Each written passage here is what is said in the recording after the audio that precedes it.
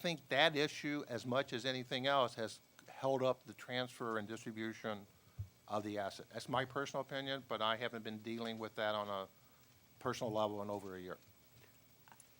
I also, this is somewhat anecdotal, but I think that to some extent, as the complexity of cross-margining and cross-lien relationships and looking at single pools of money to support multiple products and multiple transactions, the possibility of moving pots of money that are sort of clean and neat gets harder. And so if you're a trustee in bankruptcy and you're very worried about the fact that you could be liable for supporting one group of creditors versus another, you're at much more risk if those cross-collateralization arrangements exist, which of course is, you know, something that we all need to think about as we talk about portfolio margining and multiple asset classes sitting in a single pool of customer funds. But So- Bonnie, let me just raise Yeah. a little slightly different Sure. issue with futures. We are talking about let's take LBI. LBI had a customer omnibus account with LBIE, and the only positions in that one account, which is the name of LBI on the books of LBIE, were futures positions. Let's say hypothetically the margin requirements were $100 million. I don't know the number.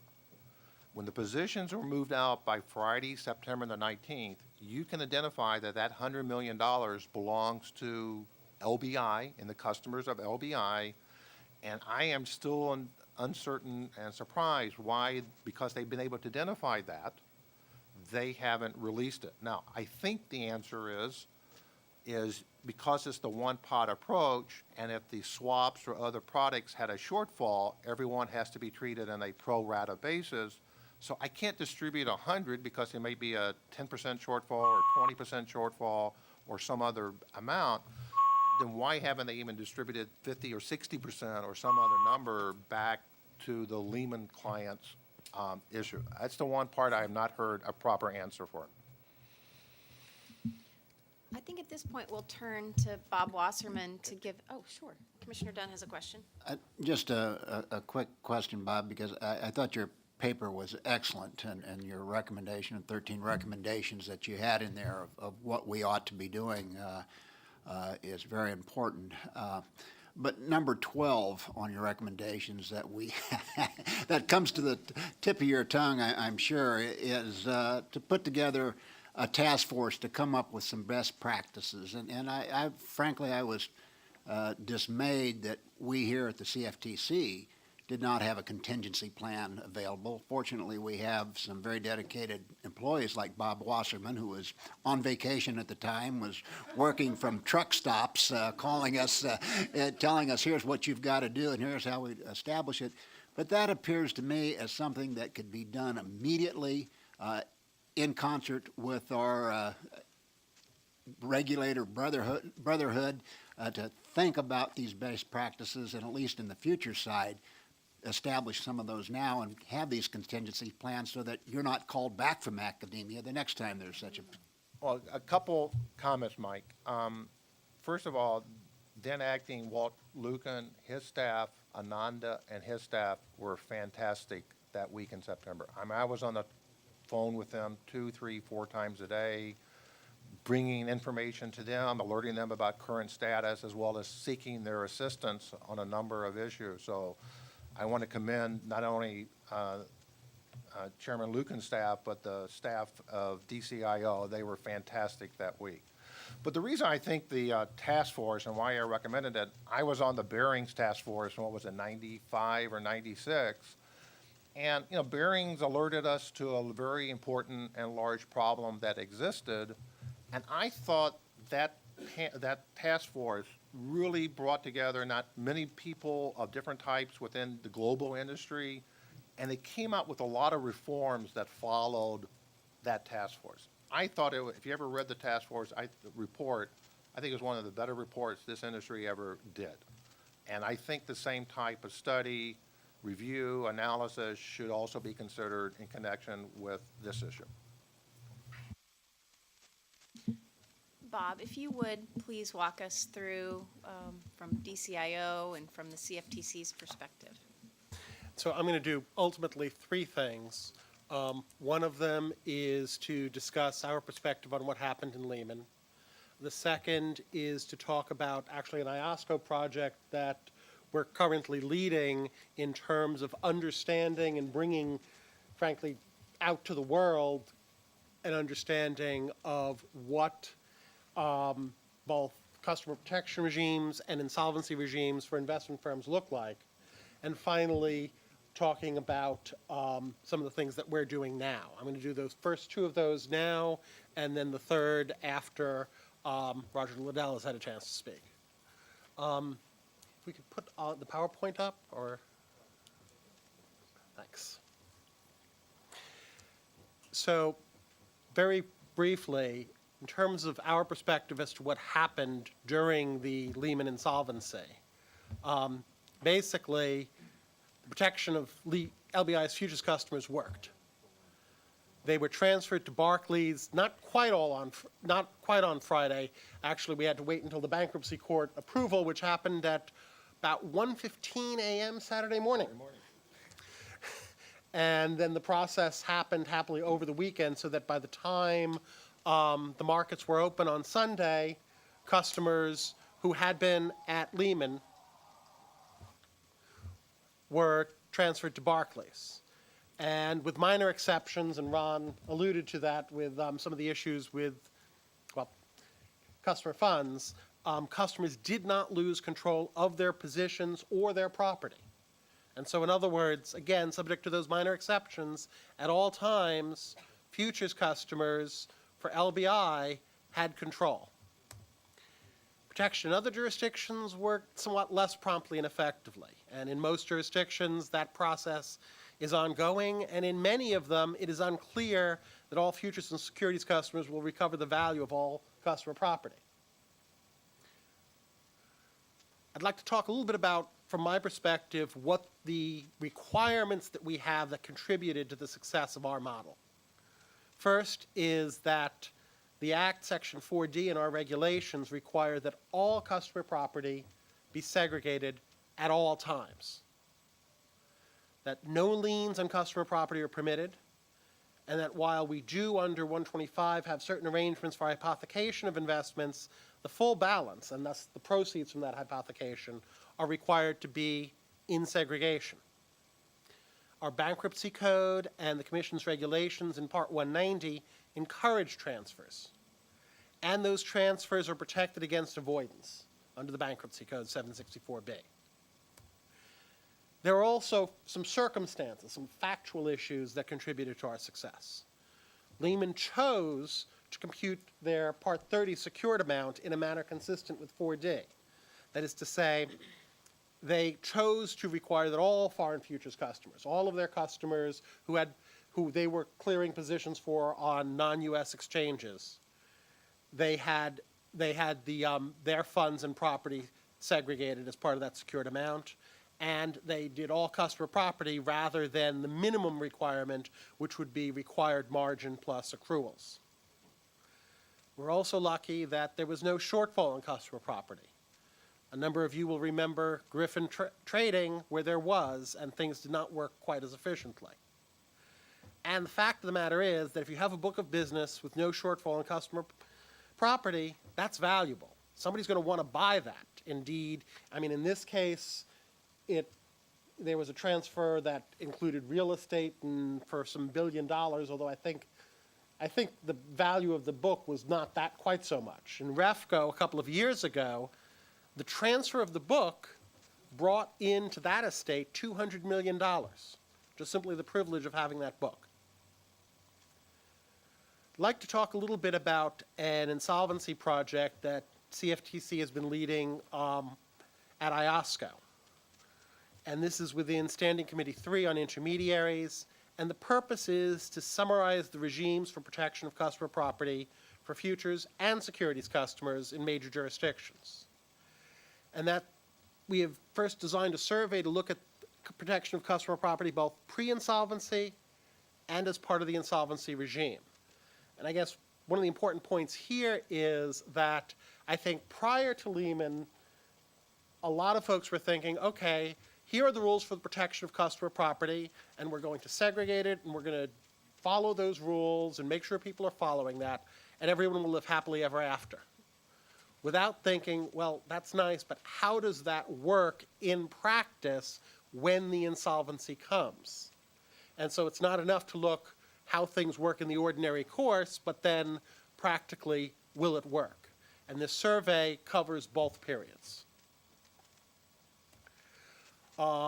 We've received preliminary answers to the survey, and we're going to be working with other jurisdictions to clarify those answers, to summarize and compare the results, and with the approval of the technical committee, to publish the responses and a summary of that, of those responses, and if practicable, arrive at common principles. And because, of course, this is an organization that works, frankly, primarily by consensus, it may or may not be practicable to come to a consensus as to, at least within this organization, as to what principles there should be.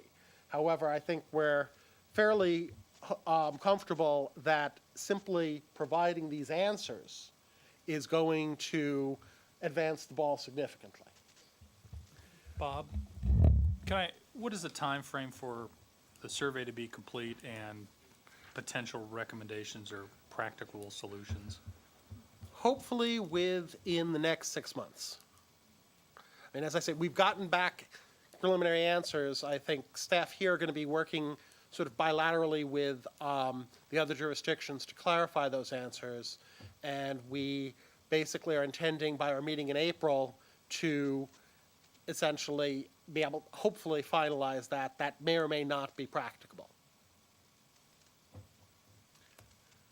I'd like to talk, however, about preliminary results. Because they are preliminary, I'm not going, in general, not going to be too specific with regards to who said what in this survey.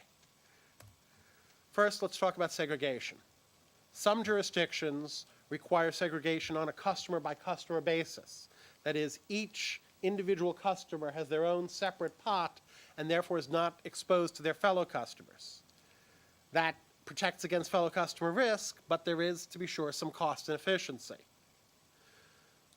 Some jurisdictions permit customer property to be topped up promptly after a periodic reconciliation.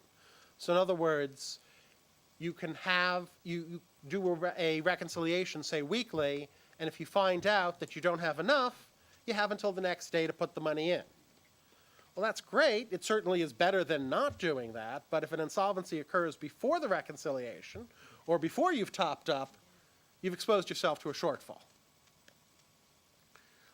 Debit balances. Some jurisdictions permit a debit balance in one customer's account to offset a credit in other customer accounts. And for instance, the 3-3 calculation for securities. However, that of course leaves recovery dependent on collection from the customers with the debit balances. And it may make transfer less practical.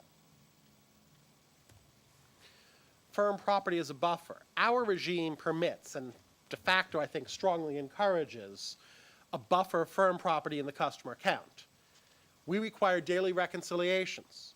If at any time when you do this daily reconciliation you realize that you don't have enough money, you do the reconciliation by noon as of close of business the previous day. If you find that you were undersegregated, you have to report what is a violation. Now, as a practical matter, the more often than not, it will be some sort of innocent error, and what will happen is your self-regulatory organization will be paying special attention to you and make you, write it on the blackboard. You won't do it again. But essentially, it is a violation, and therefore, people want to avoid that. They put extra money in, which in the event of insolvency is therefore available. Or in the event of a large customer loss, again, the money is already there, and so therefore there's that additional measure of protection. Some other jurisdictions permit such buffers. Some jurisdictions actually prohibit leaving firm funds in the customer account. And specifically, there's a concern, the UK is one of these, that there would be possible damage to the trust status. That essentially, if it's supposed to be a trust for customer funds, then you can only have customer funds in there. Again, the downside of that is there's less money available if and when something bad does happen. Liens and rehypothecation. Some jurisdictions allow liens on customer property with permission of the customer, and some allow the firms to rehypothecate customer property. Well, when you think about it, property that's been subject to a lien or has been rehypothecated may not be available in case of the firm insolvency. In fact, it likely won't be. And I think, frankly, in the case of the UK, a lot of the difficulties that they have are tied up in that permission. That you have customers who granted permission to have their assets rehypothecated, which essentially undercuts the protection of those assets. And so if you've granted a right to use your property, it may not be there for you when you need it. That is the issue, those are the issues pre-insolvency. Let's talk about what happens in the context of the insolvency.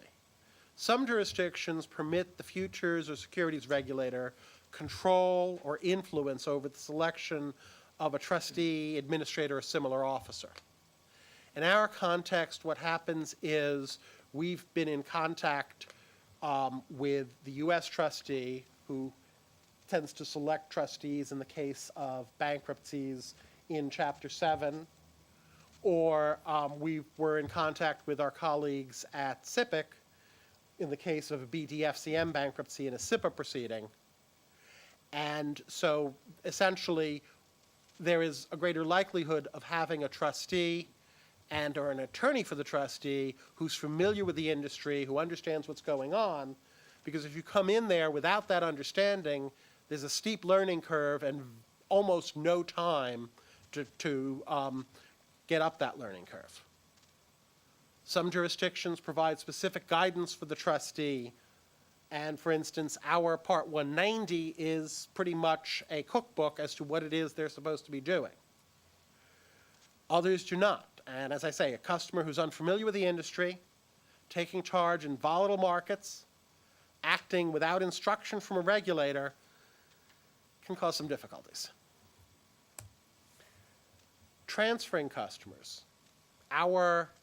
As I said, our rules and statute encourage the trustee to transfer customer property and positions to a solvent firm if practicable. Now, as I mentioned before, the practicability in large part depends upon, is the customer property there? If the customer property isn't there, transfer is going to be a lot less practical.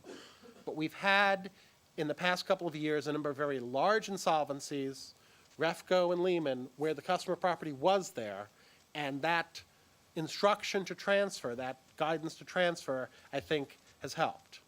And of course, transfer is ideal for transferred customers and arguably for the markets. But that efficiency may come at the expense of fairness to other creditors. And so I think folks in other jurisdictions view that, because essentially, for instance, we protect those transfers and the transferred property against any clawback.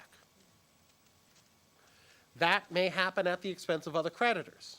We've taken the decision, our Congress, that essentially that's to the good because it's important to protect the markets. But other jurisdictions can weigh that somewhat differently. As I said, protection against clawbacks. Compensation schemes. Many jurisdictions have compensation schemes to protect securities and futures customers against loss. But that protection, and from a retail perspective, is very significant. From an institutional perspective, perhaps not so much. For instance, SIPC's $500,000 limit is among the largest among the jurisdictions that reported. Most of them are closer to around $100,000.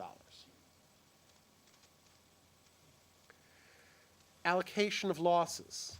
And this actually is important, and I think goes to some of the things Ron was talking about earlier in the UK.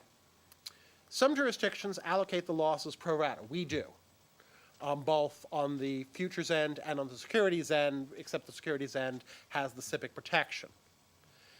And so essentially we can look at the customer property pot and say, okay, everyone's going to get 50 cents on the dollar or maybe more, but we've got enough to pay people a dividend, and so you can have dividends and get at least some of the money out.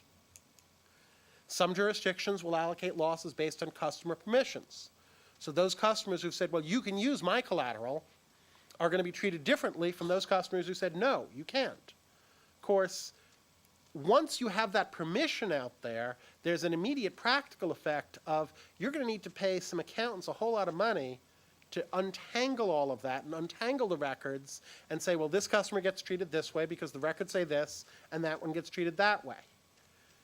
There is an efficiency to treating everyone the same and mandating treating everyone the same, because you can then say, okay, everyone's treated the same. You don't have to worry each individual customer.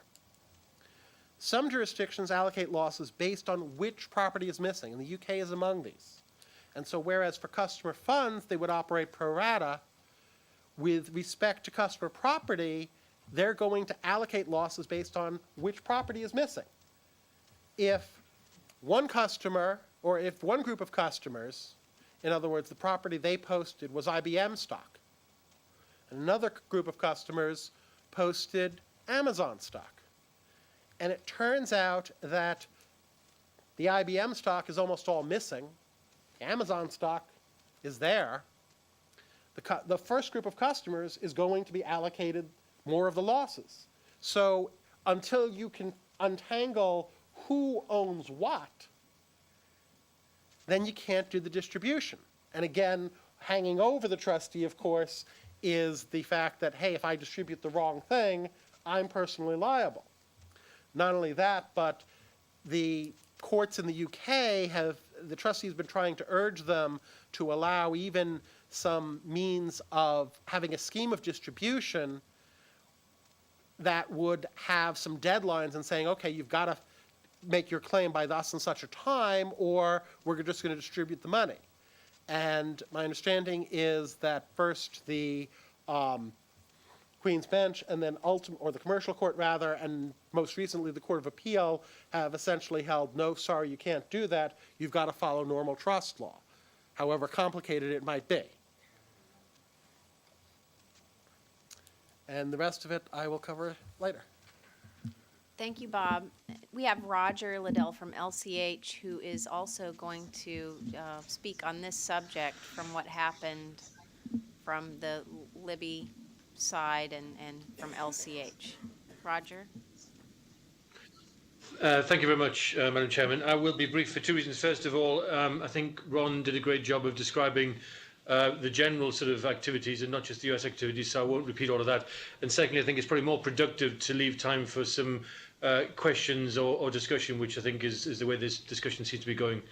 But let me just add a little bit more colour and give you a little bit more specifics. I think what we experienced in the first hours and the first couple of days were some events that we hadn't anticipated and certainly hadn't experienced. I think some of those were, some of the specific differences in the bankruptcy regimes in different countries and the relative protections that they offer to customers and the relative difficulties they have. So the fact that they are different is an issue. The other related issue, though, is that in a large, fully integrated financial institution like Lehman Brothers, it's an integrated network, and to separate out regional pieces of activity and handle them in isolation, really doesn't work that well these days, which I think raises some much broader issues. There are issues around a single pot, which Bonnie referred to a bit earlier. They complicate things from a liquidation perspective, which can be a problem. It's also, frankly, a huge benefit alternatively. So for us, having a single pot of collateral covering a whole range of different asset classes meant that as we were able to liquidate some more quickly than others, the headroom that liberated was effectively usable to us to create more protection against some of the other asset classes. So there are pros and cons with that. But in terms of the specific events, the first issue, of course, was that we didn't have good access to data. But the reason that was important, actually, the primary reason that was important was because a high proportion of the futures clients of Lehman Brothers International Europe, a high proportion of them, and I think the number was probably around 60% by value, had opted out of segregation protection in the UK. Many of these were US customers. I think probably about 50% of them were US customers. Now, we were not explicitly aware of that because basically the activity that we had with Lehman Brothers International Europe was, to us, traditional futures clearing member activity. House account with a lot of positions in it, and a client omnibus account with a lot of positions in it. So as the events started to unfold, actually over the weekend, but then on the Monday morning, we started the process of identifying the risk in the house account to hedge it, and in identifying the client positions in order to transfer them. What became apparent within the first hour or so was that a lot of the positions in the house account were in fact clients, and we only realised this because we recognised some of the names.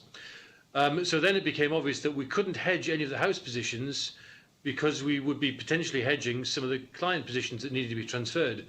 So that created an immediate requirement for us to understand from the books and records of Lehman Brothers precisely which of those positions were in fact house accounts and which were client accounts. And, just scanning down the sort of the list and looking at the names, it just isn't obvious because a lot of internal trading desks in big financial institutions look like small funds, look like hedge funds, West Coast commodities, desk and things like that. So, so we realised that we needed this information from Lehman Brothers and tried to get it. And that's when we ran into the problem that Ron referred to earlier, which was under the UK regime with the administrator and with the potential liabilities that they had individually, they were very nervous about giving even information away. So after an hour or two of trying to get information electronically, we actually sent people down physically to just go and get it. And that wasn't easy either. They were turned away. There were security guards preventing them getting in. We were threatened with police action because we were trying to sort of get through the barriers and all that sort of stuff.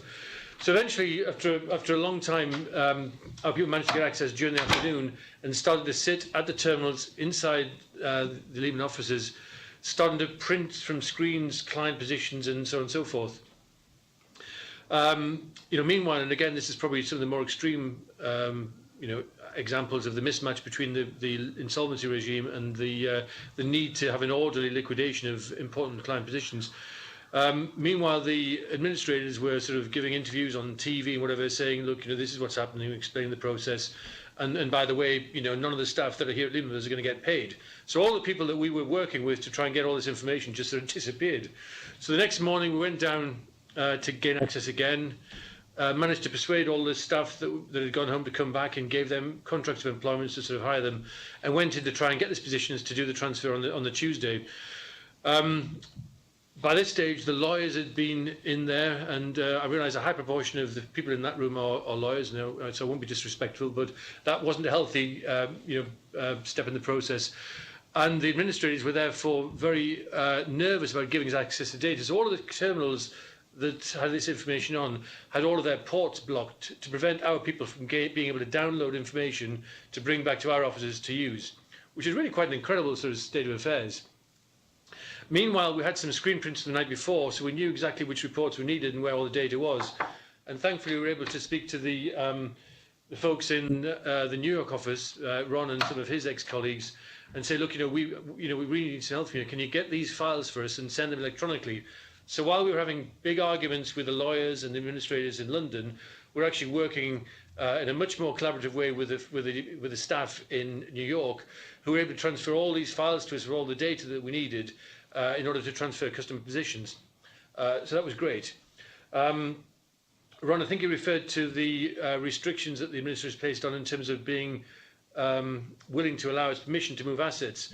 I mean, ultimately, actually, they were not. Actually, we could not get them to agree to allow us to move client futures positions, not the collateral, the futures positions. And they want us to sign all sorts of disclaimers that if, that we'd move it back into certain circumstances, none of which was compatible with the futures market generally. So what actually happened was that because we had this information, the electronic information from the States, that we no longer needed the data from the UK, we chose not to require the permission from the administrators to move it. So we basically moved all the positions without the permission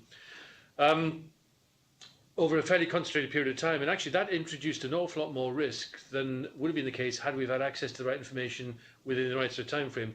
Now, this was obviously a huge problem and a huge source of frustration. Thankfully, it went okay in the end.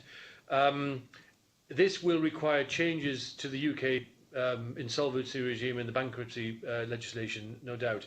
In the short term, however, I'm confident that there has been a good level of understanding reached between the local regulators, the courts, and the primary insolvency practitioners, so that in the event that similar circumstances happen again, I'm confident we'd be allowed access to the data that we need and things would move much more quickly.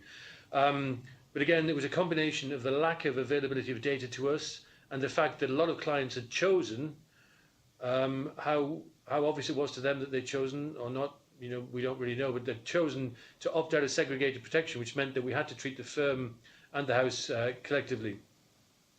I could go on a lot more, but I think I won't. I think it's probably best if I just close there and invite any questions. I think we do have some questions for you, Roger. Hi, Roger. It's good to see you again. I had a question. You were talking this through, but this was more broadly than just futures. Was this also futures and the swaps, or were you narrowly talking about just one book of business? I was narrowly talking about just the futures. The same problem didn't occur in swaps at all or elsewhere. You want to take, maybe it's 2 minutes, but tell us about how you transferred the swap book. Yes, I will, and I'll try to avoid a commercial. I mean, the first thing is that the swap book only involved interbank activity. So we basically were sitting between the Lehman Brothers trades and each of their interbank counterparties. And I'll describe briefly how that happened, but that's the first thing. There were no customer positions that needed to be transferred. What this has meant, however, is that as we now are preparing to get involved with real customer business, we obviously are unhappy that this regime does not work well enough for real customers in OTC derivatives. So what we've actually put in place now for swaps in particular is a regime which allows us to actually bypass the administrator and to actually liquidate collateral in the omnibus account that the bank will have with us on behalf of its clients, and to sell that collateral and to move it to the incoming clearing member that's inheriting those positions, and to bypass this entire process, which, as Ron quite accurately described, has not yet unfrozen. So you have an approach in the future to be able to deal with customer, or what some people here call end user clearing, by having the omnibus account or the collateral at LCH rather than over at the bank where the administrator might freeze it. No, the accounts are still at the bank, but the omnibus account of all of the bank's clients is with us, as it is with futures. But what we've developed is a regime that would allow us to sell the collateral in it and to allocate it proportionally to all the clients. That hasn't changed the situation with regard to the futures activity. That remains the way it is today. So we haven't solved the futures problem, but we have actually made provision for the OTC derivative markets. But the way the swap default actually was handled was that basically, because there's no means of us liquidating it over exchanges, we instituted the default management process that had been sort of developed over the years, which really entailed us calling in nominated individuals that had been pre-assigned by 5 of the main 12 swaps dealers to come in and trade under our instruction and on our behalf in order to liquidate the portfolio, which is what happened. Does anybody else have any questions for Roger at this point? Ron? Jill, I want to clarify one little point that Roger just mentioned, and at least this was the situation when I was there. Things might have changed, but we did not have any U.S. futures have a direct account with LBIE. Every U.S. base futures account had an account with LBI, and an LBI had an omnibus with LBIE. I think what Roger is referring to when he said several U.S. clients, quoted, opted out, was our offshore hedge funds, whose money managers were based here in the States, but the entities themselves were offshore. They were doing their OTC equity derivatives with London, and if they're doing the OTC equities derivatives, they were doing their futures as well. So I don't, in my mind, even though the money managers are based here, the funds being offshore, I never looked at them as, quote, a U.S. account. In fact, if any client ever asked me, do you allow us to opt out? It was no way. I'm just not an opting out person. So to my best of my knowledge, unless things changed, no U.S. person opted out, but some of our offshore hedge funds because of the capital and the way you play the game over in London, it was a lot cheaper than you could play it here. A lot of the offshore hedge funds did have direct accounts, and so if they're going to do their OTC in London, might as well do the futures and all the other products there. Don? Yeah, Roger, this is Don Wilson from DRW.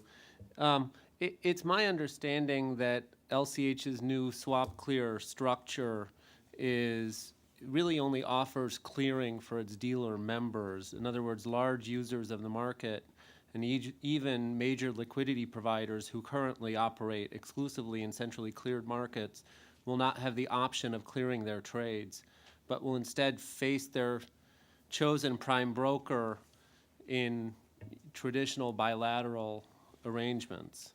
And although LCH has attempted to mitigate some of the risks traditionally associated with bilateral trades, the trades nonetheless remain bilateral. So it's not really a central counterparty.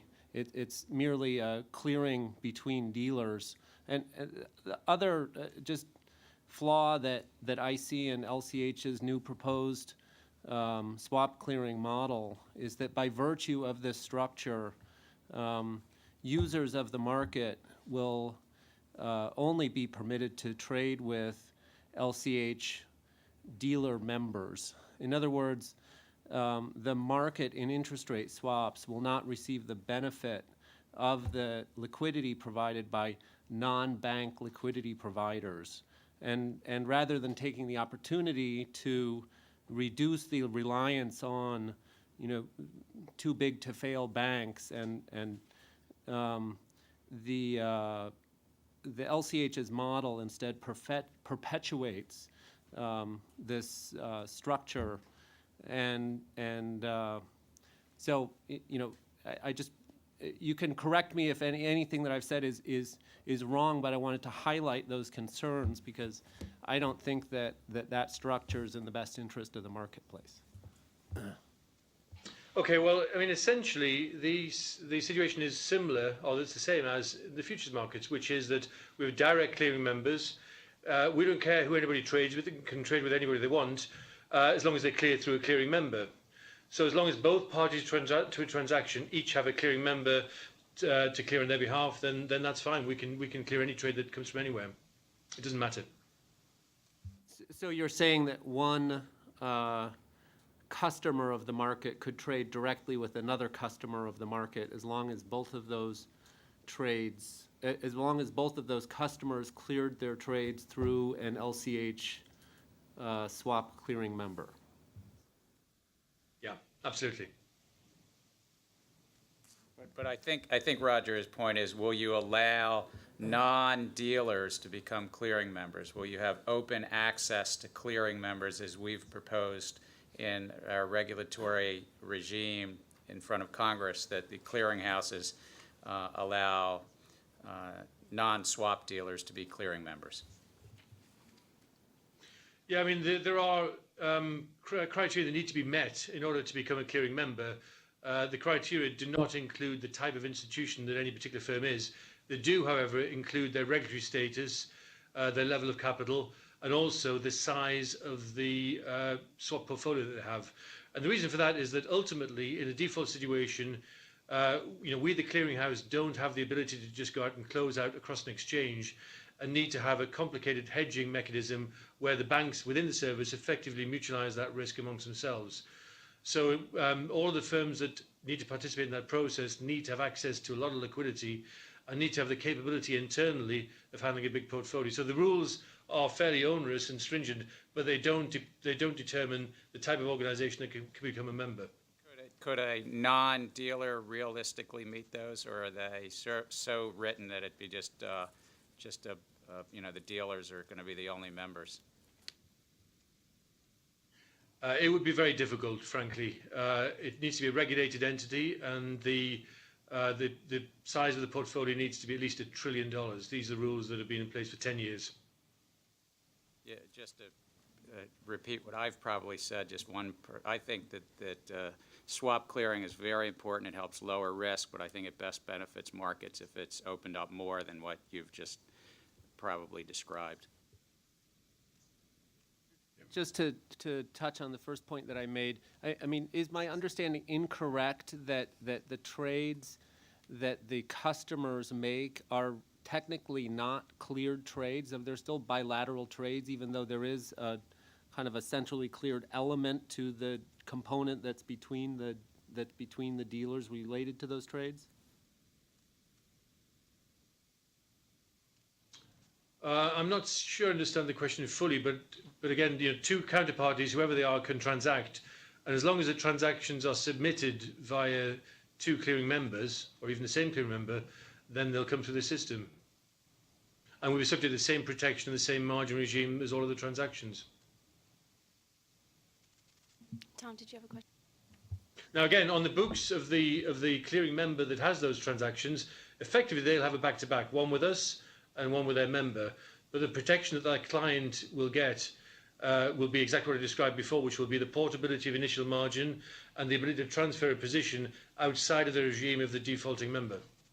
Yeah, I guess that's my point, is that it is a back-to-back trade. It's a bilateral trade between the customer and the clearing dealer, and then, yes, then the other side of the trade is with the clearinghouse. But I mean, for instance, if a customer of a dealer who clears, let's say, J.P. Morgan, calls up Goldman Sachs to transact a swap, then they can transact the swap with Goldman Sachs. The result of that trade will actually be a cleared trade between Goldman Sachs and LCH, another cleared trade between LCH and JP Morgan, and a bilateral trade between the customer and JP Morgan. Yeah, but the key element is that this is a sort of a one-way protection, right? So effectively the process protects the clearinghouse and the clearing system and the rest of its members from the risk of a defaulting member. So from the clearing member bears the risk of its own customer, whereas the customer of that clearing member doesn't bear the risk of its clearing member. In other words, if the clearing member goes under, then we bypass the clearing member and access and move the initial margin and the variation margin of the end customer to an incoming clearing member. Right, as long as an in-clearing member agrees to take those trades. So I think it's important to point out it is a bilateral trade. However, you've put some clever mechanisms in place to hopefully lower the risk in the event that the clearing member files for bankruptcy. Yeah, I mean, the only issue is the one I think you alluded to, which is that if there's no clearing member willing to take on those positions, then there's nowhere for those positions to go, in which case that position has to be liquidated. If I can ask Roger what I hope is a clarifying question. I've been involved in a lot of discussions, as have many people, about the differences between clearing on an agency basis and clearing on a principal basis. But I guess the fundamental question is the legal model that LCH has established for clearing non-clearing member swaps significantly different than the legal model that LCH believes exists for clearing futures contracts? Well, I mean, I guess it depends where, because futures contracts are different in different locations around the world. But broadly speaking, I think it's similar. I think from a client perspective, the regime goes well beyond what exists in most futures markets around the world, particularly in Europe.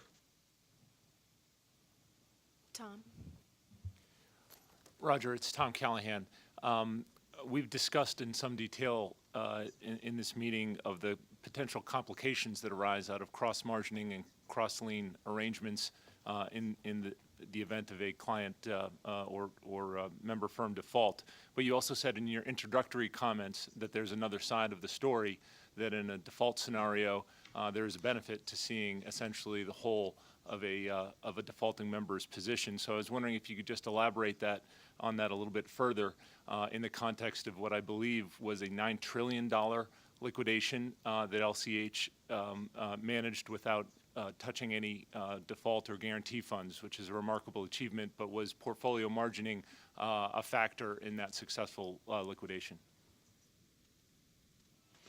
Well, ironically, the $9 trillion was the size of the swap portfolio. And in Lehman Brothers' case, they actually used a different entity for that to all of the rest of the activities. So everything else they did with us was in one entity, and the swap portfolio was in a different one. So there was no benefit in that particular case to us of the portfolio effect. With the rest, though, there was. And that made a significant difference. But I think, as we talk more about cross-product margining, then effectively the benefit that we were able to enjoy outside of the swap portfolio arguably moves away from the clearinghouse and towards the client once you offer more comprehensive cross-product margining, which is why I think that we need to be particularly thoughtful as to how we eventually do that. And the issue, I think, really, frankly, is less to do with cross-product margining and more to do with cross-product default management, because it's easy when you can take individual portfolios and liquidate them separately. But if you're allowing cross-product margining and giving relief because of natural offsets, then you have to have a much more integrated, organized liquidation process, and that's the sort of stuff that we're looking at now. Thank you. We are running just a little bit behind schedule, so I think what I might suggest at this point is Bob had a few more slides left on what the CFTC staff has proposed of the CFTC's efforts with regard to these kind of issues going forward, and a sort of lessons learned on these issues. You all have these in your packet, so if you have any further questions on these particular issues, you can let us know at a later time. We are going to take about a 10-minute break and come right back to start discussing the U.S. and EU OTC derivatives proposals. Thank you, Ron. Thank you so much, Roger.